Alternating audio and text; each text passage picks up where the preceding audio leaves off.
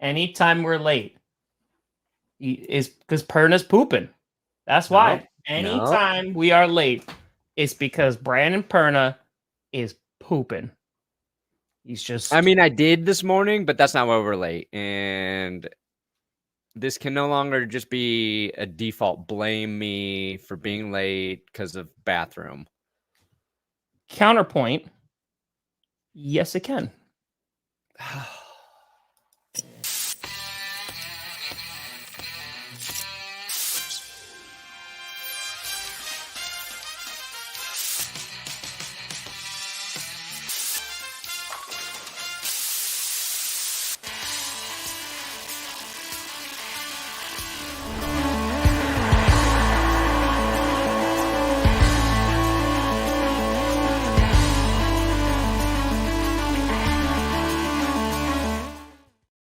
Oh, baby. We here. We steer? You in the right direction. Welcome to another edition of the Grossi Perna Show. I'm Tom Grossi. That's Brandon Perna, and this is G P P S. S. That's how I'm going to talk from now on. GPS.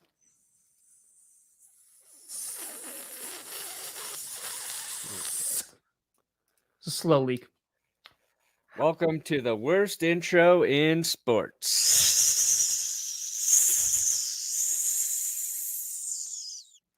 I think any word that we say that ends in an S that finishes off a sentence, we just hold it the entire time, regardless of what it is.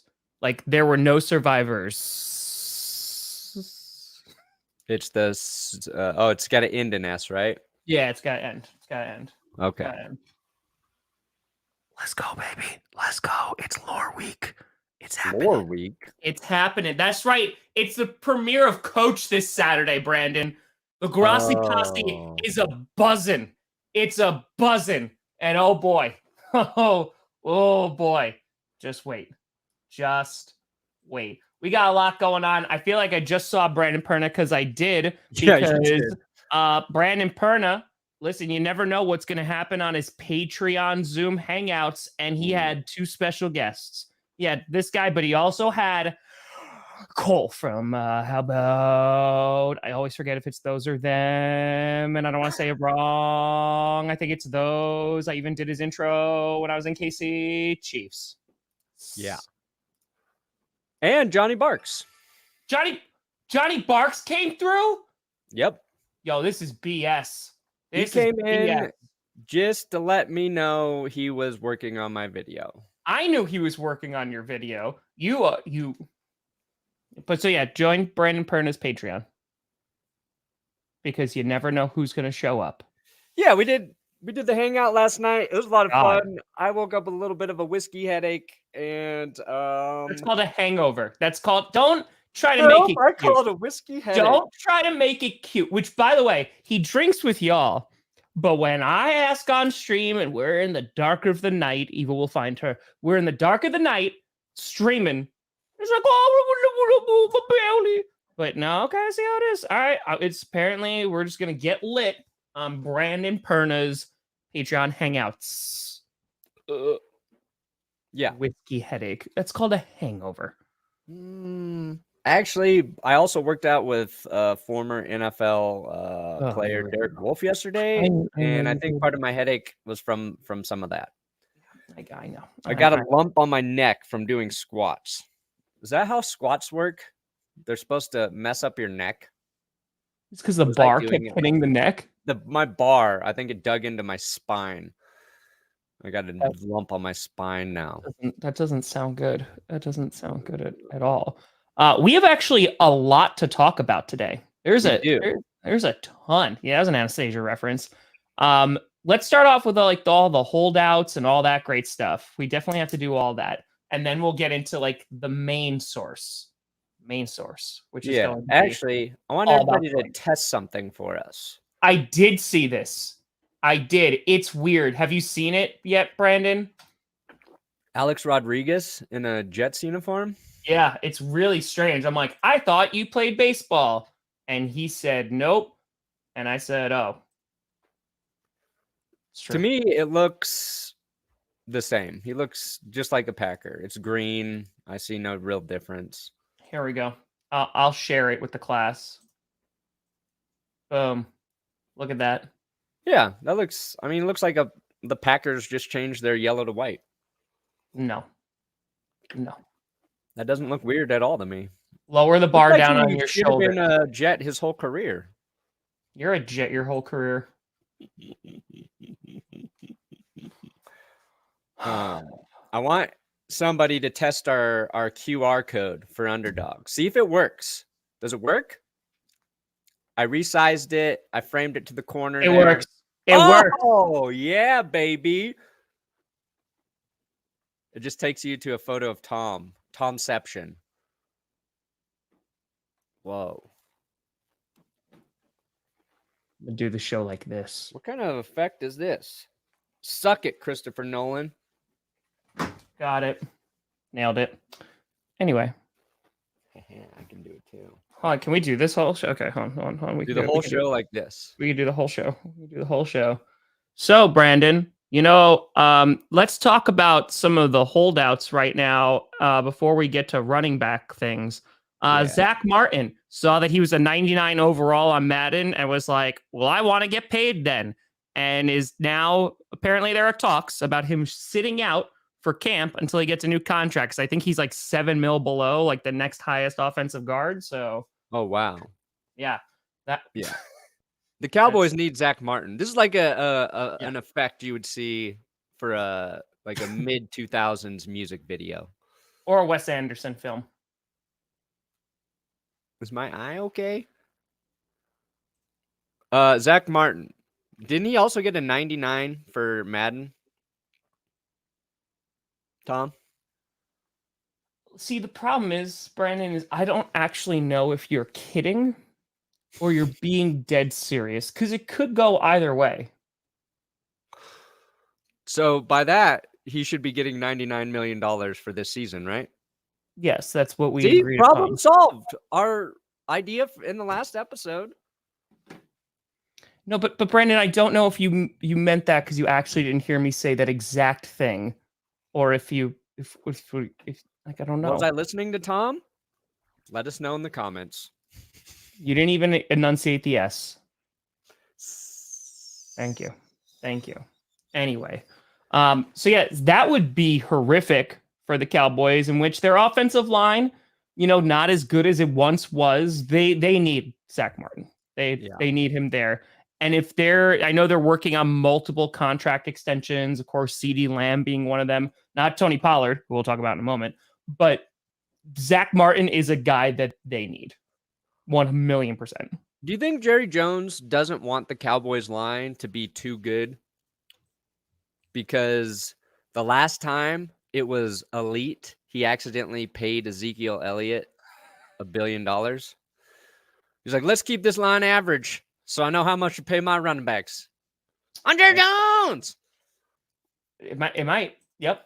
It might definitely be that. I mean, because there's the thing. You saw it was Alex Highsmith who also got extended today. So 4 years, $68 million. Oh, that was a pass rusher, though. Yeah, he was a pass rusher. Alex Highsmith got extended. So these teams, they're starting to see, like Rashawn Gary, I'm sure, is going to see a new deal, like right around training camp. You're going to see a bunch of extensions come out. I don't think you're going to see them from running backs. But, yeah, Zach Martin, that could be problematic a little bit. He's a problem. Alex Highsmith, I think he's a really underrated sort of edge rusher. 68 mil. And the Steelers bet on, that's why the Steelers let Bud Dupree go, right? Because they had Alex Highsmith on the roster, and now they're extending Alex. So they played that situation pretty well, I would say. I think so. No, I think they did pretty well. It's now we're like in a spot where training camp is down the block around the corner, and we're like 60 days from football. It's like it's right there. You can sniff it. The stories are going to start coming out now.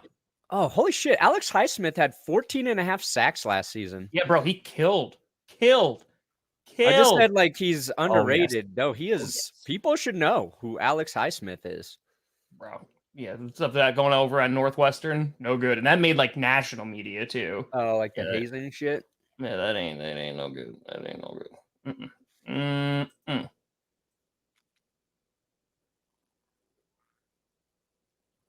I literally couldn't tell you one name of any Pokemon. That's a lie. even You after did the doing poker rap.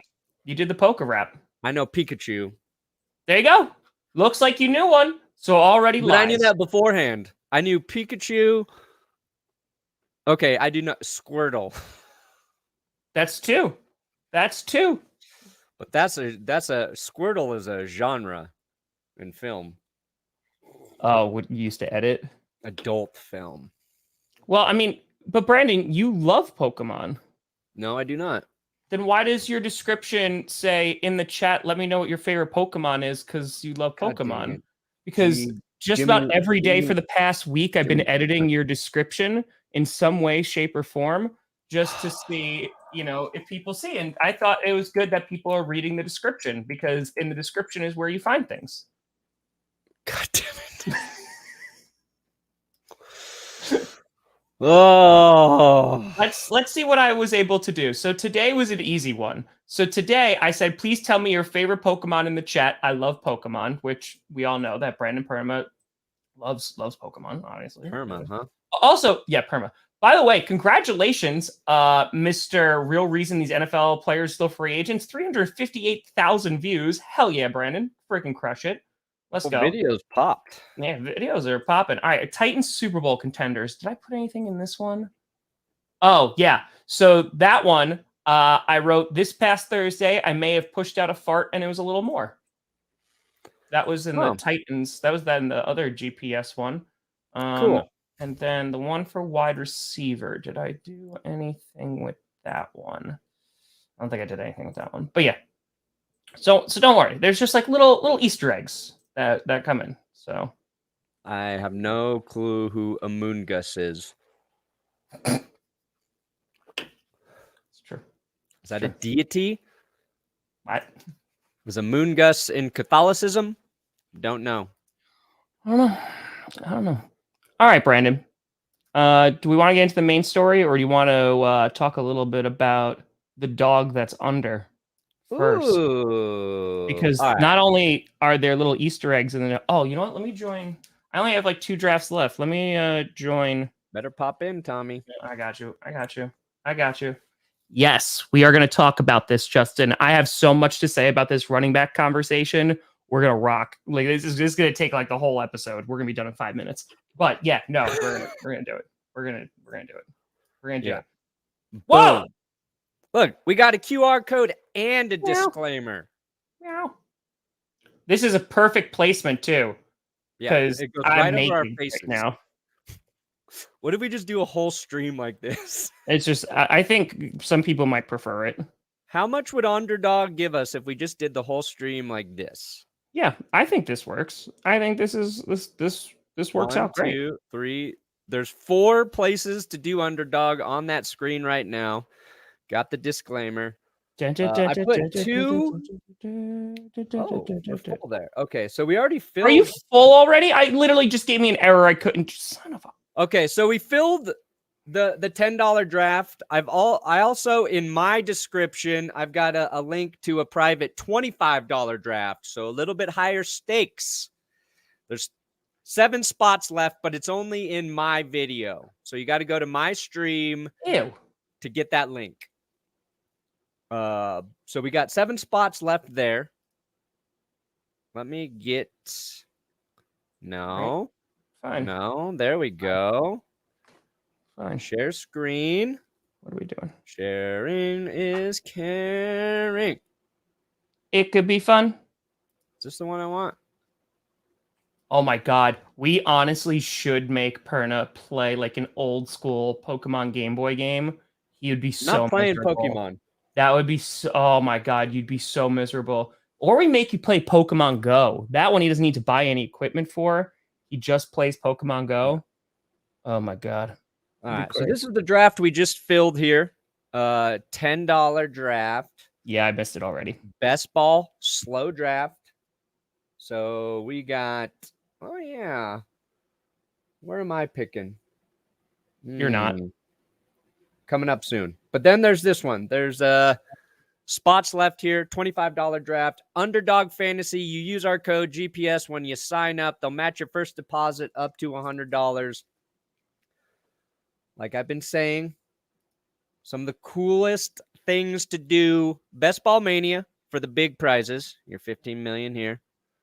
We got weekly winners. Also, best ball formula. Make your draft now, pick your team now, and then every single week throughout the NFL season, you got a chance. First place, $20,000. Second place, I think 10. So unlike best ball, you kind of got to wait for the whole season to pan out to see if you're going to have a shot to win their top prizes. Weekly winners, every single week. You got baseball, golf, football, NBA, and of course the pick'ems.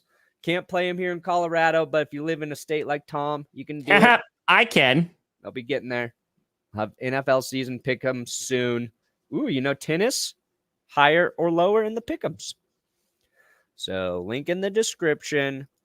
Underdog's going to be with us all year long, baby. That's right.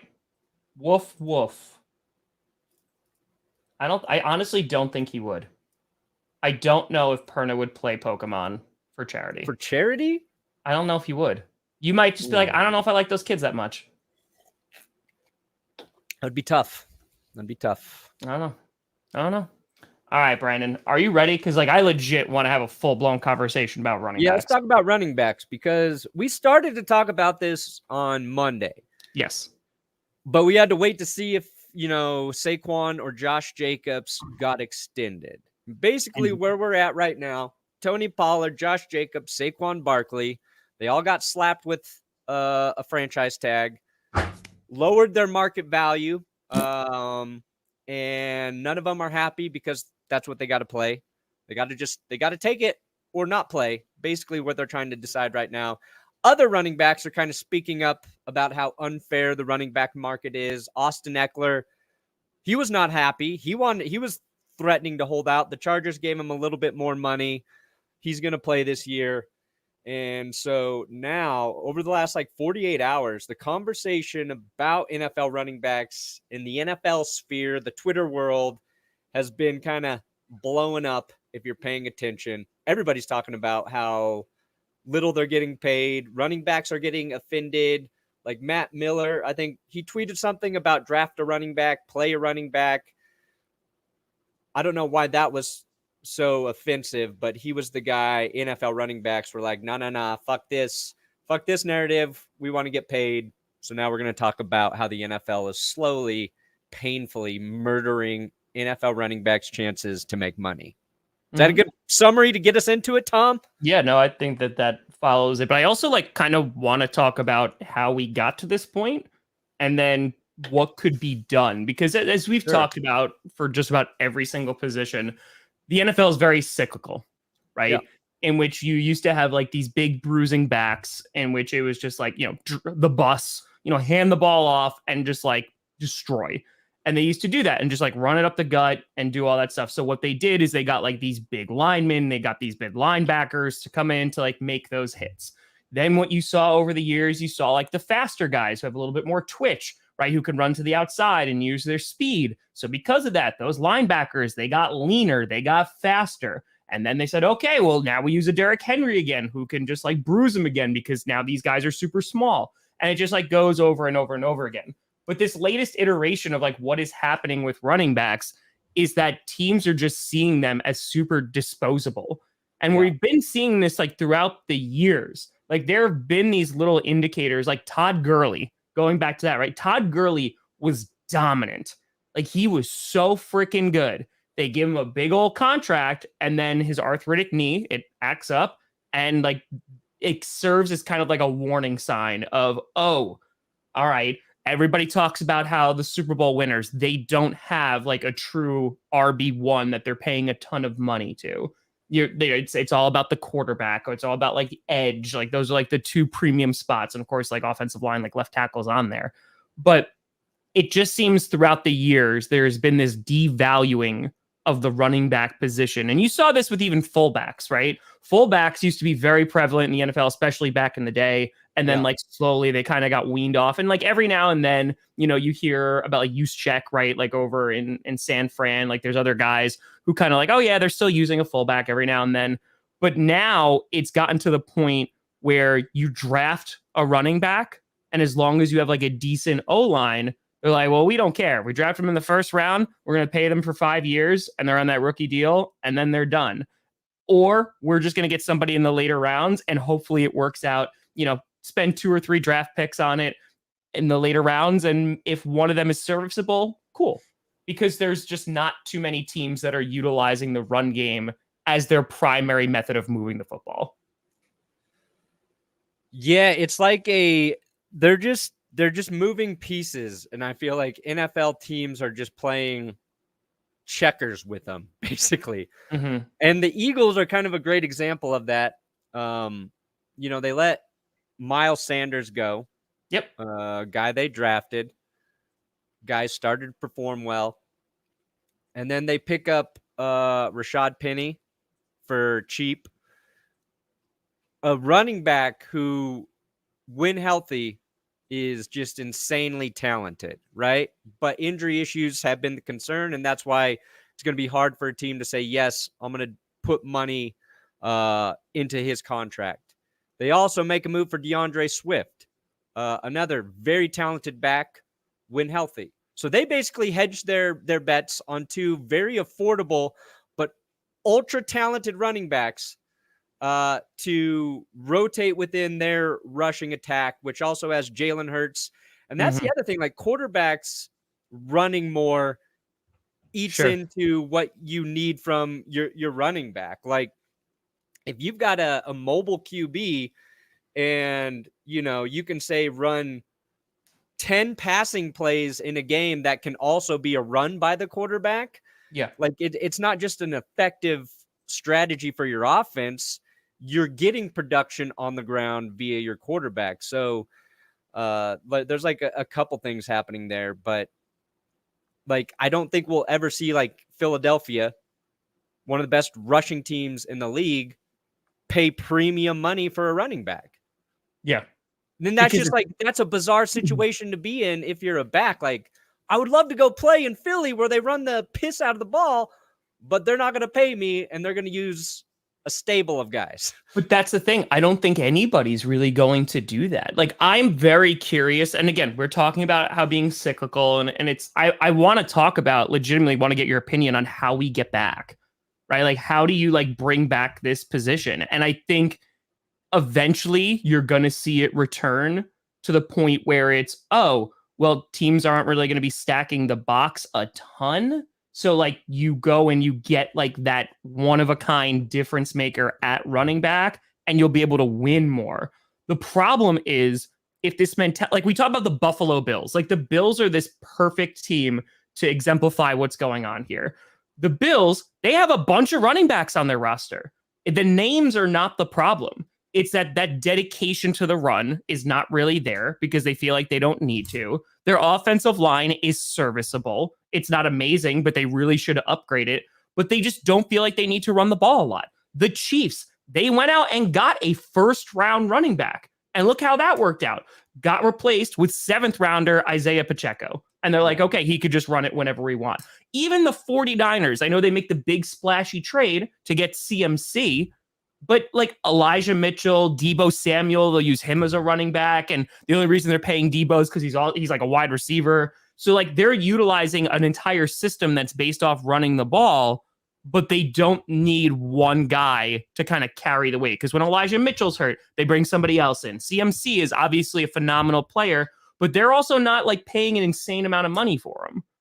So it's just interesting to see teams' mentality, even those who run the ball. Like, I think the difference makers or the outliers are Derrick Henry, right, with the Titans. 100%.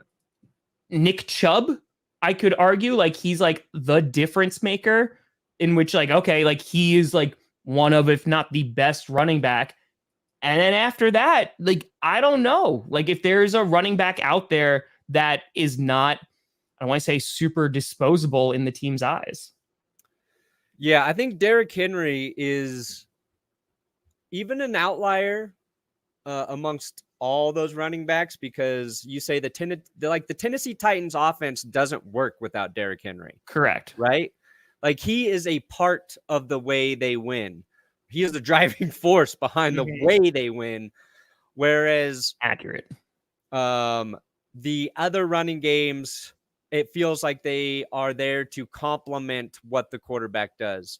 And Josh Jacobs was great last year. Yes. But Josh Jacobs, Saquon Barkley, like Tony Pollard, like I didn't mention them for a reason because their teams don't view them as like, oh man, like I can't play without them.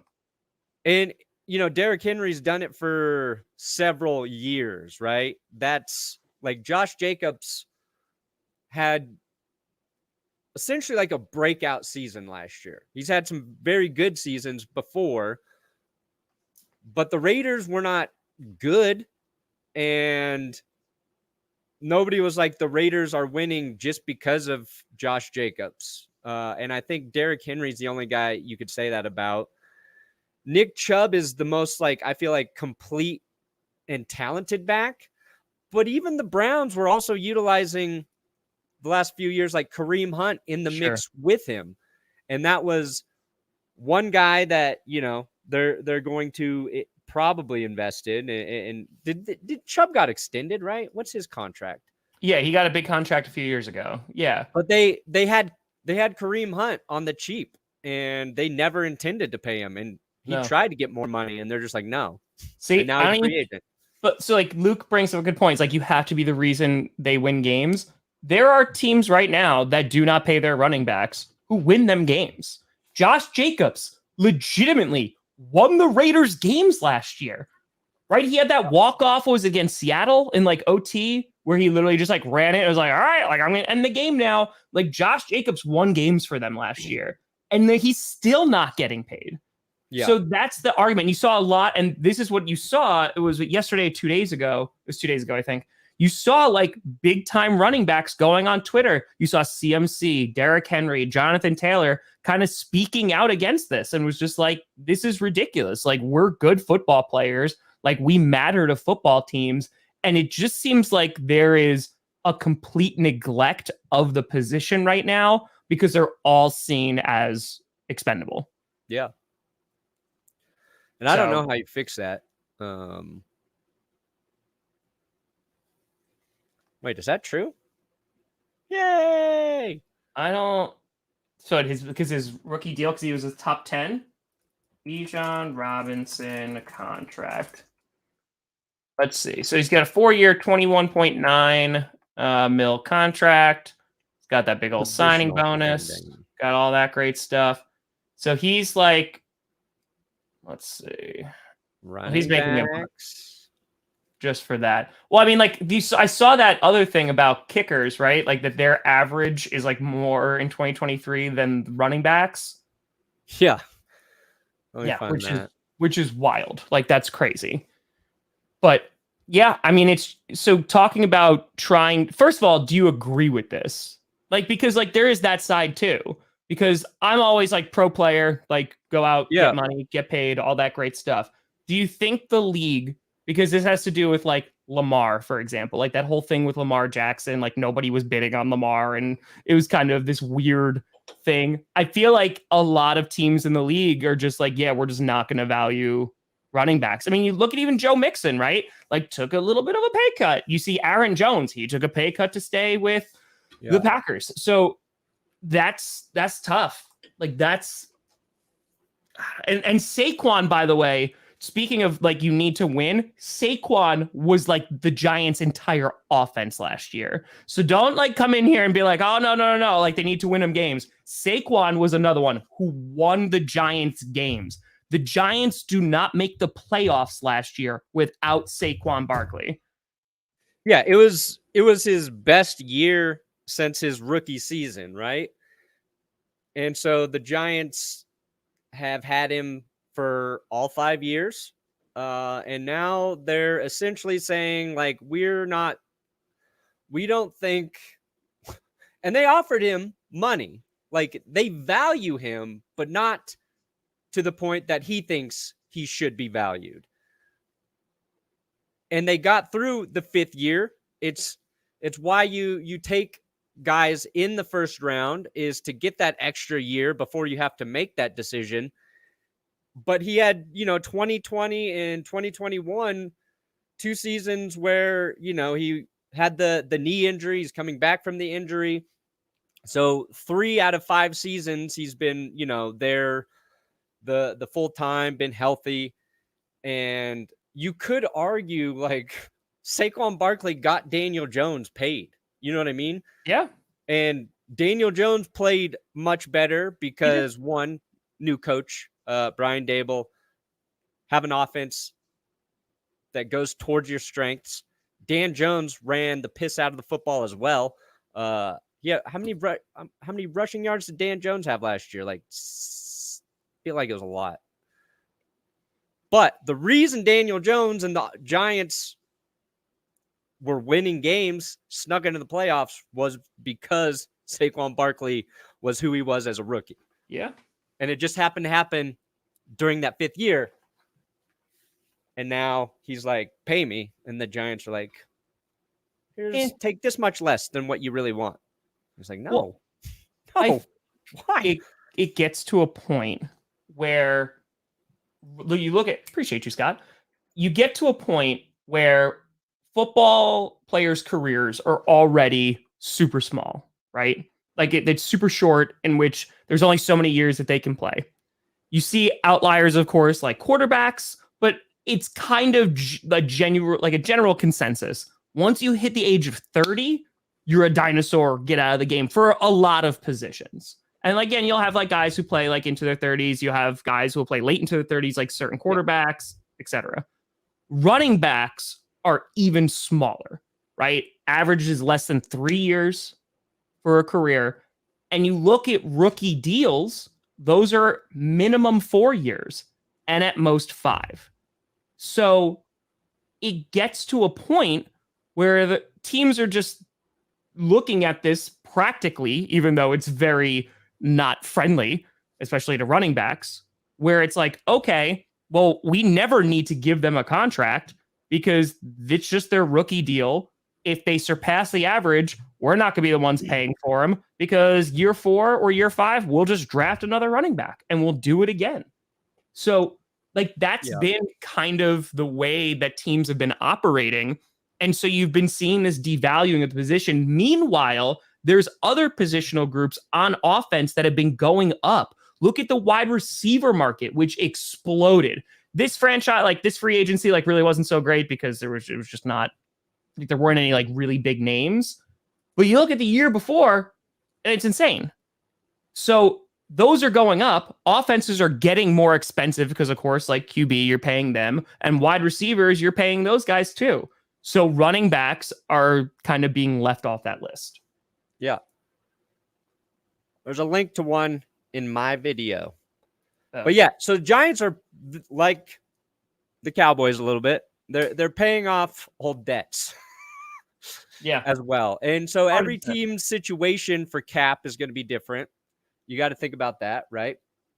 But the Giants, if they're investing in Daniel Jones as the guy, I think that has to coincide with investing in Saquon, because I think Saquon Barkley is more talented and is going to be more productive singularly than you can get from, your next draft and maybe swapping pieces in and out. And I think sometimes you got to consider like the chemistry, the offensive chemistry. And I think Dan Jones and Saquon Barkley, that's a good one to have while you're trying to continue to build upon your success from last season. And if you're looking at, Tony Pollard and Saquon Barkley and Josh Jacobs, I think it makes the most sense to give Saquon the money he wants right now while you've invested in Daniel Jones. Because you're saying it's the pair, right? Yeah, It's Zeke and Dak, right? It's just like them as like rookies. You invest in both of them. It's like they found something with those two last year, and I think that's worth investing in. Like Josh Jacobs, I don't know how much Josh McDaniels believes in him. I don't know how important he is to that offense. I think he would be great on a lot of other teams. And obviously, I think the Raiders would want his production, but they switched quarterbacks. It's Jimmy G. He's got injury issues. It just feels like the Raiders are in a situation where, we don't know who the fuck we are. We got to see who we have with Jimmy G, what our plan B is at QB. Mm-hmm. Like, to me, they're closer to trying to rebuild their offense than the Giants, who should be going all in for the next couple years if they believe in Dan Jones. Tony Pollard, I think, is really good, but I think it's like, what are the Cowboys going to do that's actually going to make a difference for them? We don't know yet. Well, so real quick, yes, I don't want to talk about that. This is not going to happen because the only way that this happens is in the CBA, and there's no reason for the league to agree to this. Yeah, there's none. And let's be to be fair, it makes it worse because Saquon is on his rookie deal still and is still getting franchise tagged. Yeah. So they're like, hey, if the wheels fall off after this year, we didn't have to give him big money because the franchise tag price for running backs went down this year because it's only $10.1 million. So they'll be like, yeah, we'll give him $10 million. And if he's amazing, cool. But for Saquon, it's like, crap, well, if I get hurt, I'm not going to get a major payday. So, like, it's this weird, trying to figure it out. And QBs are always going to be valued more than running backs. Always. And, always. The NFL can't go in and make an exception now and amend it for running backs, because then that just opens the door for every position group to be like what other position groups are underpaid? Like, safeties. They got to wait. They just got to wait it out. Mm-hmm. It sucks, but that's kind of the way it is until they renegotiate. Yes. By the way, yes. If it stays for a while, absolutely.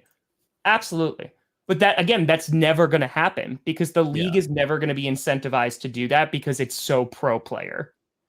That's just the brutal, honest truth. Yeah. So and Le'Veon changed the game, and not in a great way. Especially then he went to the Jets and didn't perform. That also hurt a lot. So it's not. And Le'Veon's situation was a little bit different because he sat out an entire season. Yup. Right? And after 5 great years with Pittsburgh, then he sits out. Then he comes back, and it's like, I don't care what position you play. If you sit out a full season, it's going to mess with, I feel like, your production. Ooh, these are bad. These look fantastic. They just had a whole video that they released. It was really good. But that was I like these jerseys a lot. Yeah, I hate to say it. I like them too. Yeah, they crushed it. They crushed it. And the other part of the running back situation too is, if you are a very good running back playing behind a very good offensive line, you're going to have probably elite level production that season. Mm-hmm. So if you're a very good running back, you go into free agency, a team pays you a lot of money, but their offensive line is a downgrade from where you're at, your production's probably going to go down. So you have to be able to identify the types of running backs who can sort of transcend their offensive line situation, and not even the best of the best. I think Barry Sanders could have played behind any line, but how many running backs are producing despite their offensive lines? That's a whole different skill set. It's the same way where a receiver can be insane, but if the quarterback's not getting him the ball to him, his production goes down. It's probably why Zeke looked so great early on, which we kind of touched on earlier. Mm-hmm. And I think it's one of the things that hurts running backs in free agency is that sort of transition. Offensive line, is it the same sort of run system they're using? Like, does this guy fit with outside zone or inside zone? Are we running like, more traps and all sorts of shit you factor in when you're thinking about backs? Like, I don't know. Running back is a simple position, but trying to determine who a running back is in terms of how good they are, I think is far more complex than that. Dude, look at Austin Eckler. He's sometimes their entire offense. Yeah. He is he's a wide receiver, he's a running back, he's a block, he's all these things, and he's still not getting paid. Yeah.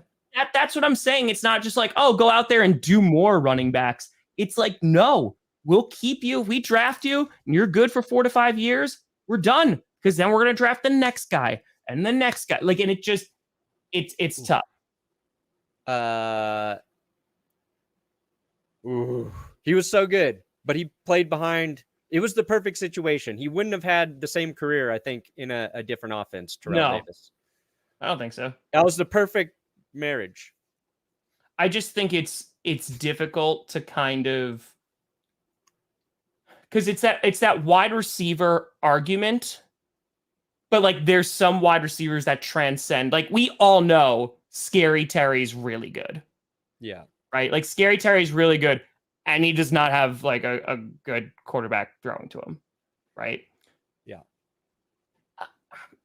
It's tough with running back. Again, it goes that offensive line, it goes into the system, it goes into the scheme, but then there's some running backs again that transcend that. Dude, if Derrick Henry has another 1,500-yard season, we're going to have to start talking about where he fits all-time running backs.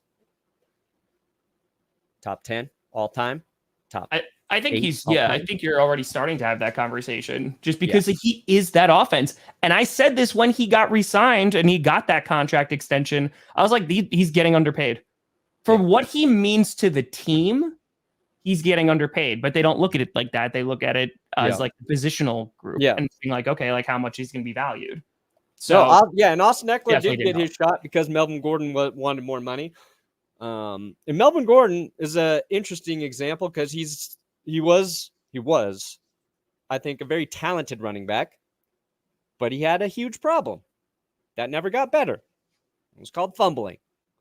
And that's you can find, I think, in a lot of cases, teams will make for not paying guys one flaw in their game, making them not a complete running back, so they don't want to pay him. And in Melvin Gordon's case, those teams were probably correct. Well, but again, Melvin Gordon, I like Melvin Gordon.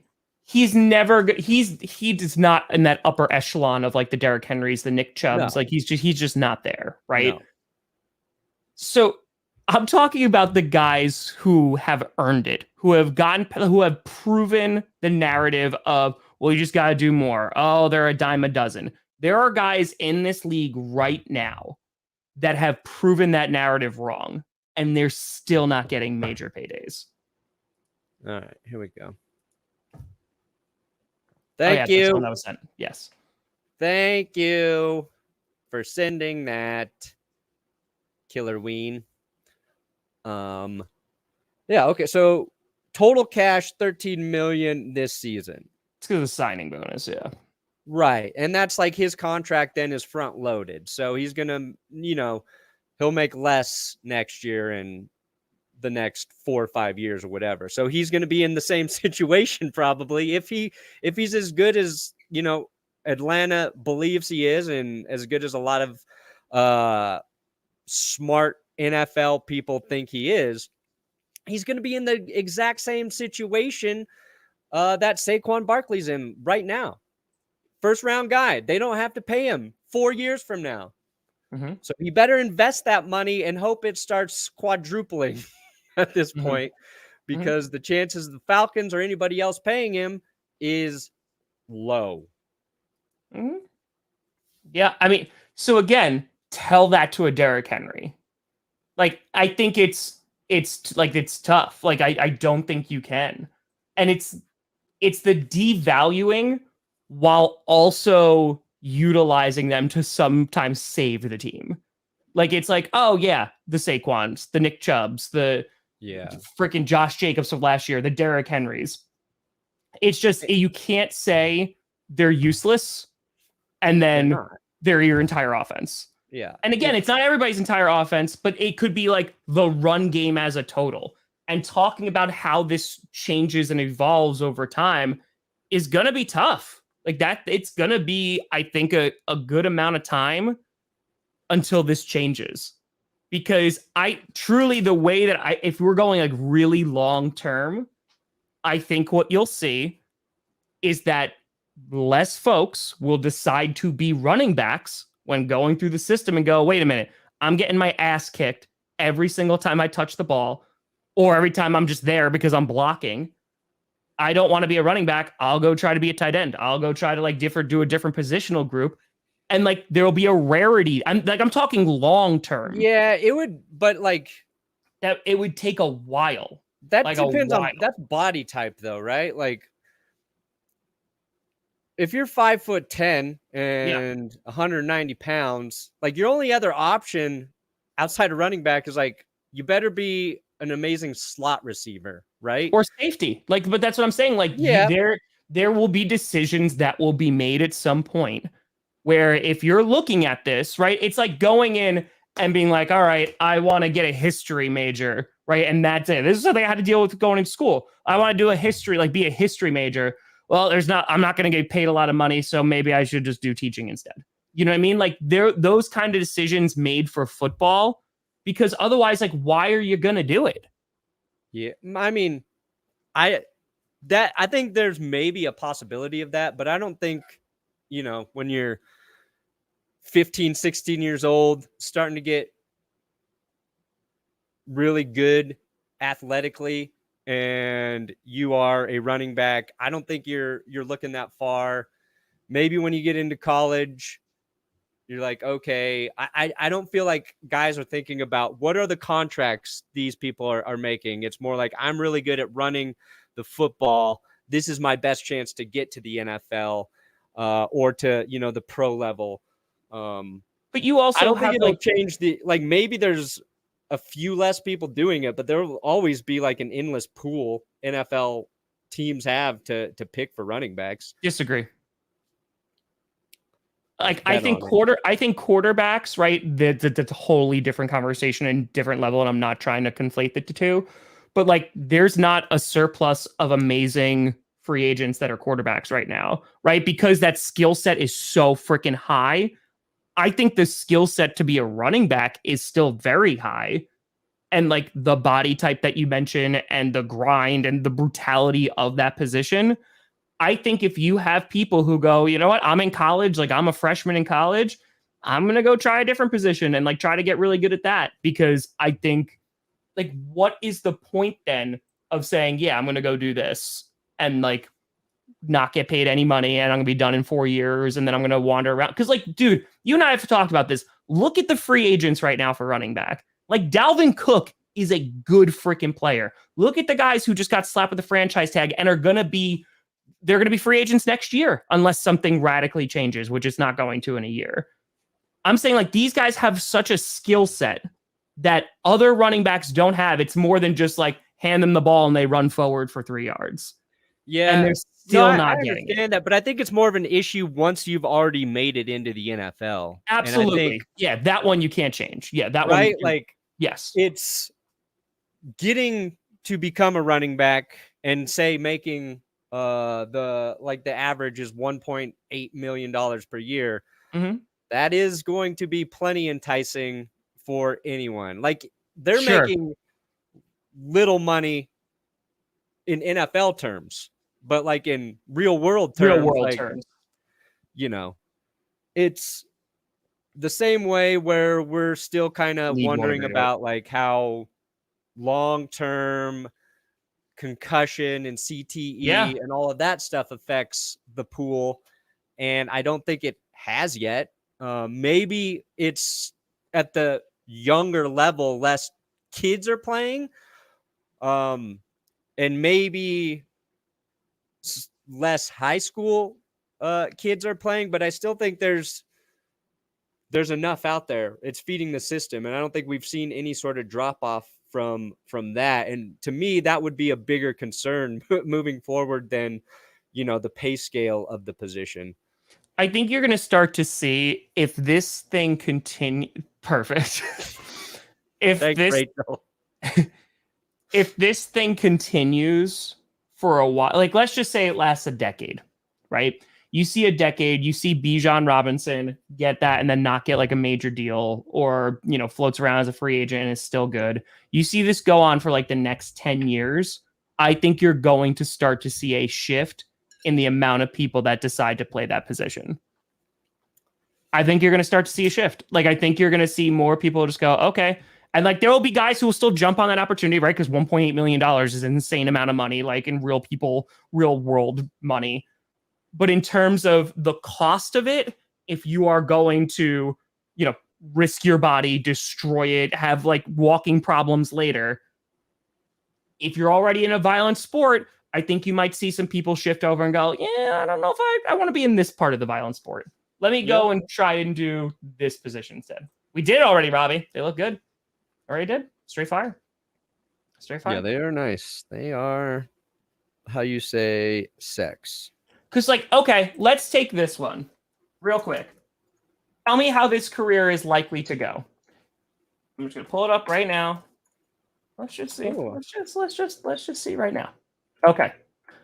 So, my friend, Isaiah Pacheco, right, had a great year. He's a 7th rounder. His entire contract, his total contract is $3.6 million. And he is locked in for 4 years. Yeah. He is making less than $1 million a year for the next 3 That's all years. 7th round picks, though, right? Yes. So what I'm saying is that the Chiefs have zero incentive to pay that man a ton of money, because they got a guy who they got for less than $1 million a year who can run the ball until he can't run the ball no more. And I'm not saying that you're going to find an Isaiah Pacheco in every single 7th round. And again, he only had 1 year, so we'll see how his career goes. But if you're the Chiefs, there's zero incentive. There's zero incentive. But that implies to any position when you find a guy that deep in the draft, right? No, it doesn't, though, because a corner, a quarterback, a wide receiver, they're going to get paid. MVS, he was if they become the guy, right? Yeah. And if Isaiah Pacheco, if he does what he did last year for the next 3 years too, he is going to get paid less money than if a wide receiver had the same exact kind of stats that he did, if a tight end had the same exact stat, et cetera, et cetera, et cetera. Like Evan Ingram, who I thought was really great last year. Evan Ingram was really, really good. He got a contract extension more than these other running backs who had more production and impact for their team. Well, you have to, like, basically where running backs are left is to hope that the team they play for does them a solid. So, like, let's say Pacheco goes off, has a tremendous year, really important to the offense. Yeah. The Chiefs realize he's underpaid, and they do one of two things. One, they give him a new contract. They give him an extension early and say, hey, we believe in you. We're going to get you paid still under market value, but a lot more than you're making now. 4 new years. There's some top-loaded money here. And he might be willing to do it because of where he was taken, because of how much more money that would be than he's currently making as a 7th rounder. Or they put in some of those incentive bonuses for the next couple seasons to sort of appease him. We've seen Austin Eckler just got some new money, but I'm trying to remember. Somebody else just got one of those deals where it was a team, didn't have to pay a guy, but they did. And you cannot rely on 32 teams to take that approach, right? Sure. It's like, hopefully, maybe, if I'm lucky and I'm really, really good, they'll throw me a bone. And we're just seeing that magnified now of how shitty they negotiated. Not they in running backs, but the NFLPA negotiated on their behalf on the last CBA. Yeah, because like this is an issue now that they're not going to be able to rectify until the new CBA, which ain't coming anytime soon. I'm pretty sure it was 2028, maybe. I think. When did they do that? New CBA NFL through 2030. Yeah, it was 2020 before that. So it's gonna be a minute. It's gonna be a hot minute. So that's why I think running back should strike. I don't know how, and that's why I said, so we're looking at 7 years until like you could see something actually written. But again, the NFL as a whole has no incentive. The league has no incentive to say, oh yeah, let's make those rookie contracts a little bit shorter for running backs since they have, a little. Yeah, they can't. They probably can't do that for a position group. They're not going to do that for a position group because then wide receivers are going to turn around and do the same exact thing. I mean, all players would have to be on board with it. Exactly. And maybe you could convince that, but like if they do that, then teams are like, well, then we want quarterbacks to have 6-year rookie deals. You know what I mean? Like, yeah, they're gonna find a way to turn that into an advantage for the organization. I feel like is what would happen. Yeah. So all I'm saying is like, I think it's going to be a while before this course corrects because you're going to see really good quarterbacks because of the rarity, right? And just like the position, they're going to continue to get more money. Wide receivers like Justin Jefferson, Jamar Chase, like they're going to destroy the market. Like they are going to get insane money. When Justin Jefferson actually gets paid, it's gonna be gross. It's gonna be insane. Good. Bankrupt the Vikings. But my point is that there is no running back right now that is going to break the market. There's not. There's not a single one out there right this second that's going to break the market. Because like legitimate, can you name one? A guy who's coming up that we know who has been playing for like maybe a couple years, they're like, man, when his contract is up, he's gonna be getting a ton of money. No. No, because it's such like it's a position that just morphs from team to team in terms of how they do it. Correct. And it's like the guy who that should have been statistically from last season is Josh Jacobs. He had that 1,600 yards is very, very good. 12 touchdowns. So it should be him. Should be Saquon. And if it didn't happen for those guys after the years they just had, then no, you're not going to make an argument for anybody doing that. Yeah. Like there's just not, I mean, like CMC, people know how good CMC is, but like every single time anytime a running back is extended, what is the number one argument that comes up, Brandon? Every single time when it's time to pay a running back, what's the argument that comes up every single time? Like anytime, like you're about to give a running back a ton of money. What is the argument against it? I don't know. They're going to get hurt. Well, like they're going to get hurt. Maybe. Right? Like, I mean, every time they're going to get hurt. Like, why are you going to pay these guys like they're going to get hurt? One injury, they're going to get hurt. A Todd Gurley, an Ezekiel Elliott, like they're going to get hurt. CMC, what was the argument against CMC the entire time? Oh, he's got injury history, right? Oh, he's injury prone. Oh, he's going to get hurt. Like, oh, he's going to drop off. Like, the wheels are going to fall off because, like, they get hit so much. And that's accurate. That is accurate. So if running backs really want to change the game, don't get hurt. Yeah, that's not. I mean, Saquon didn't get hurt with scientists and doctors to ensure you don't get hurt. There's just the market's not there. One and two, like the position's just not valued. Like another position that's constantly not valued or undervalued in the NFL is the safety position. Yeah. Nobody cares about safeties. Nobody. But that's how it's always been because it's corners who get the majority of the money when it comes to the secondary position, right? They're the ones who get like a ton. And then it's offensive line, like guard, like you see Zach Martin. Zach Martin's a really good player, and he's underpaid. Like I would say maybe that's like a position that's up there. Defensive tackle, which that started to get a whole lot of traction recently. Middle linebackers, dude, look at middle linebackers. Like they get underpaid because like they're usually seen as like, they're expendable. They're not like guys who are rushing the passer or anything like that. The Packers ignored that position for years. They didn't give a crap about middle linebackers.